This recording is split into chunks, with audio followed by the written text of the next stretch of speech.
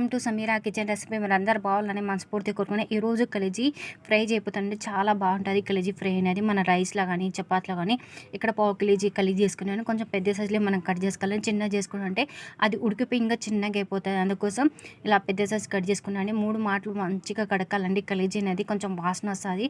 అందుకోసం కొంచెం ఎన్నెగ్గర వేసుకొని నేను కడుక్కుంటే చాలా శుభ్రంగా అయిపోతుంది. 2 ఆనియన్ కట్ చేసుకున్నాను, 2 గ్రీన్ చిల్లీ వేసుకున్నాను, తగినంత సాల్ట్ అండి, తగినంత చిటికెడు పసుపు, 1 చెంచా రెడ్ చిల్లీ వేసుకున్నాను అండి. ఇక్కడైతే గ్రీన్ చిల్లీ వేసుకున్నాను కాబట్టి రెడ్ చిల్లీ కొంచెం తక్కువ వేసుకున్నాను. అల్లం పేస్ట్ అండి. ఇక్కడ ఆయిల్ అనేది 2 చెంచాలు వేసుకున్నానండి. మనం 1 కప్ ఆయిల్ అనుకోండి, తగినంత వాటర్ వేసుకోవాలి. వాటర్ అయితే మనకు అడుగు మంటకుంటే వేసుకోవాలండి. 1 గ్లాస్ చిన్న వాటర్ వేసుకున్నాక ఇక్కడ గ్యాస్ ఆన్ చేసుకున్నాక 3 విజిల్ వచ్చే వరకు మనం కుక్ చేసుకోవాలండి. మనకు 3 విజిల్కి ఆనియన్ అనేది కలేజీ అనేది మంచిగా కుక్ అయిపోతుంది. దీంట్లో అయితే మనం కొన్ని మసాలాలు వేసుకోవాలండి. మసాలా వేసి చాలా టేస్ట్గా అండి. కొత్తిమీర, కొద్దిగా పుదీనా వేసుకోవాలండి. ఇక్కడైతే 1 చెంచా ధనియాల మసాలా కూడా వేసుకున్నాను. ఒట్టి కొబ్బరి కూడా పొడి వేసుకోవచ్చండి. మీరైతే కొంతమంది తింటారు, కొంతమంది తినరండి. ఒట్టి కొబ్బరి వేసుకుంటే మీరు వేసుకోపోవచ్చు. నేనైతే 1 చెంచా ఒట్టి కొబ్బరి వేసుకున్నాను.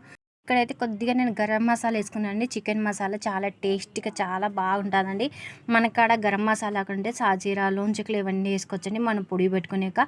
ఇది నేను కొద్దిగా వాటర్ అయితే మిక్సీ పట్టిన జార్లో కొబ్బరి అదే వాటర్ కొద్దిగా వేసుకున్నాను. ఒకసారి మంచిగా కలుపుకోవాలండి. కలుపుకున్నాక మనకు ఎంత గ్రేవీ కావాలంటే అంత గ్రేవీ పెట్టుకొని ఇలా కుక్ చేసుకోవాలి. చాలా బాగుంటుంది చపాతీలో. మీరు కూడా ట్రై చేసిన కామెంట్లో చెప్పండి. ఏదైనా లైక్ చేయండి, షేర్ చేయండి, సబ్స్క్రైబ్ చేయండి.